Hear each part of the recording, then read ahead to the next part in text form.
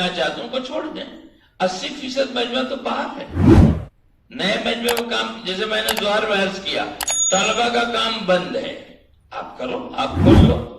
جتنا کام وہاں الیاس صاحب کا، معاذ صاحب کا، انعام صاحب کا ہے، بغیر کسی کی اجازت کے وہ سب کرو. مشورے میں اعلان ہو گیا ہے، یہ ملک کے مشورے میں اعلان ہو گیا ہے کہ پرانا کام سب کرو. پرانا کام جیسے طلبہ کا کام شروع کرو، کسی سے ٹکراؤ نہیں ہے. 9 بجے سے 11 بجے تک سنڈے کو طلبہ کا کام ہوتا تھا، 2 گھنٹے کا وہ کرو. طلبہ کی شروع میں 24 گھنٹے کی جماعت نکالو، اپنے ذمہ داروں سے مشورہ کر لو، سعید صاحب وغیرہ ہیں یا جو بھی ہیں، شروع میں طلبہ کی 24 گھنٹے کی جماعت نکالو، طلبہ کا کام شروع کرو، ریلوے کا کام شروع کرو. جی نئے نئے لوگوں کو ہفتواری اجتماع میں لے آؤ، آپ اپنے کھانے میں ان کو شریک کرو. جیسے پہلے نئوں کو لاتے تھے، نکڑ جوڑ کرتے تھے، وہ کرو. جماعتیں باہر جائیں، اس میں سمجھدار آدمی ہو تو مستورات میں بات کرو. وہ بھی بند ہے کہ جب مستورات کی جماعت جائے گی وہی مستورات میں بات کرے گی. پہلے یہ نہیں تھا. پہلے یہ تھا کہ کوئی بھی جماعت کسی گاؤں میں گئی، اگر اس میں سلجھا ہوا سن رسیدہ عمر دراز ساتھی ہے تو وہ گاؤں کے مستورات کو کسی پردے کی جگہ جوڑ کے بات کرے گا. اس کو کرو. ہفتواری اجتماع میں نئے نئے لوگوں کو خوب لاؤ، ان کو اپنے کھانے بستر میں شریک کرو. یہ کام کرو. جو کام کھلا ہوا ہے، جو کام ہو رہا تھا، جس کو معاذ الیاس صاحب نے کیا، معاذ صاحب نے کیا، انعام صاحب نے کیا، وہ کھلا ہوا کام کرو. 2.5 گھنٹے کی ملاقاتیں خوب کرو، گھر گھر کی ملاقات. اور ایک آخری بات یہ عرض کریں گے کہ بیچ میں کافی دنوں سے یہ بات چلی ہے، جس بات میں ایمان سمجھانے کے لیے اسباب کا انکار کیا گیا ہے. ایمان سمجھانے کے لیے کھیت سے نہیں ہوتا، دکان سے نہیں ہوتا، فلانے سے نہیں ہوتا، نوکری سے نہیں ہوتا، پیسے سے نہیں ہوتا، روپے. یہ ایمان سمجھانے کے لیے جو اسباب سے انکار کیا گیا، تو ہمارے بہت سے کم سمجھ ساتھی، نوجوان ساتھی، کسی نے دکان چھوڑا، کسی نے کھیت چھوڑا، کسی نے پڑھائی چھوڑی، کسی نے کچھ چھوڑا. تو یہ کام غلط ہے. مولانا الیاس صاحب شعبہ کسی سے چھوڑوانا نہیں چاہتے تھے. وہاں الیاس صاحب یہ کہتے تھے کہ بھائی شعبوں سے نکل کے آؤ اور شعبے کا دین سیکھ کر اپنے شعبے میں جاؤ. ہم شعبہ چھوڑانا نہیں چاہتے. مولانا ابراہیم صاحب کہتے ہیں اسباب نہیں ہوں گے تو اعمال کہاں بنیں گے؟ اسباب نہیں ہوں گے تو عمل کہاں بنے گے؟ آنکھ کا عمل کہاں بنے گا؟ آنکھ ہوگی تب نا. اب نابینا کہتا اللہ کا شکر ہے میں غیر محرم کو نہیں دیکھتا. بولو جی. تو آنکھوں کا عمل کہاں بنے گا؟ آنکھ میں. کان کا عمل کہاں بنے گا؟ زبان کا عمل کہاں بنے گا؟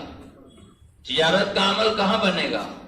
زراعت کا عمل کا اس حدیث پر کیسے عمل ہوگا؟ حدیث شریف کا مفہوم ہے کہ جب کوئی پودا لگاتا ہے، وہ پودا جب تک ہرا رہتا ہے اللہ کا ذکر کرتا ہے، اور اس کے ذکر کا ثواب پودا لگانے والے کو ہوتا ہے. آپ بتاؤ، اگر ہم کھیتی ہی چھوڑ دیں توکل میں کہ بھئی نماز سے لینا بھی دین نہیں ہے، براہ راست اللہ سے لو، یہ تو صریح حدیث کا انکار ہے. بولو نماز سے لینا بھی دین نہیں ہے. یہ بھی اعلیٰ درجے کا یقین نہیں ہے. براہ راست اللہ سے لو. یہ کیسے لے گا اللہ سے براہ راست؟ بھائی نماز میں تو صلاۃ الحاجہ دیا گیا اسی کے لیے کہ پڑھ پڑھ کے اللہ سے مانگو. تو دکان کا عمل دکان سے زندہ ہوگا. کہ معروف القرآن میں مفتی شفیع صاحب نے لکھا ہے کہ کسان ذکر کے ماحول میں ہوتا ہے، کہ جب وہ اپنے کھیت کے آر پر کھڑا ہو کے ٹہلتا ہے اور دھان کے اور گیہوں کی بالیاں جب ہلتی ہیں لہروں سے ہوا کے اور وہ اللہ کا ذکر کرتی ہیں تو کسان ذکر کے ماحول میں ہوتا ہے. آپ بتاؤ جی. اور انہوں نے لکھا ہے، عثمانیہ یونیورسٹی میں پروفیسر تھے ہمارے بہار کے، ان کی کتاب ایک ہے، تو اس کتاب لوگ نام جانتے ہوں گے، یہ کیا نام تھا ان کا، مولانا مناظر حسن گیلانی، آپ کے یہاں حیدرآباد میں زندگی گزری. انہوں نے اپنی کتاب میں لکھا ہے کہ ایک آدمی محنت کر کے ایک کھیت سے 100 من غلہ اگاتا ہے، اور اس نے محنت میں سستی کی. کیا کیا؟ ہاں، لفظ سستی ہے، یاد رکھنا. اس نے محنت میں سستی کی اور اس کی سستی کی وجہ سے 70 من غلہ ہوا، تو 30 من جو غلہ کم ہوا، کل قیامت میں اس کو اللہ کے حساب دینا پڑے گا. جی حضور صلی اللہ علیہ وسلم فرماتے ہیں اس آدمی میں کوئی خیر نہیں جو مال کو پسند نہ کرے. حدیث ہے یہ. محبت نہ کرے نہیں، محبت کرنا نہیں ہے. غلط فہمی میں مت پڑنا، نہیں آدھا سن لینا اکانا انہوں نے ایسا کہا تھا. اس آدمی میں کوئی خیر نہیں جو مال کو پسند نہ کرے. جی ایک آدمی سے مصافحہ ہوا، حضور نے فرمایا کہ تمہارا ہاتھ اتنا سخت کیوں ہے؟ کہا بال بچوں کے لیے روزی کماتا. حضور نے فرمایا اس ہاتھ کو کیوں نہ چوموں جس کو اللہ چومتا ہے. اس میں کمانے کی ترغیب ہے یا چھوڑنے کی ترغیب ہے؟ ارے بولو. جی دنیا کو اللہ نے اسباب سے جوڑا. یہ ساری نعمتیں اللہ نے ہمارے لیے بنائی ہیں. مچھلی ہمارے لیے، گوشت ہمارے لیے، پرندہ ہم نہیں کھائیں گے تو کون کھائے گا؟ ارے بولو نا. یہ پھل فروٹ ہمارے لیے، کس کے لیے اللہ؟ یہ عورتیں ہمارے لیے. اللہ نے شادی ہم نہیں کریں گے تو کون کرے گا؟ تو اللہ نے دنیا کو نعمتوں سے سجایا ہے اور یہ نعمتیں ہمارے لیے بنایا. ہاں اتنی پابندی ضرور لگائی ہے کہ ان نعمتوں میں پڑھ کے مجھے مت بھول جانا.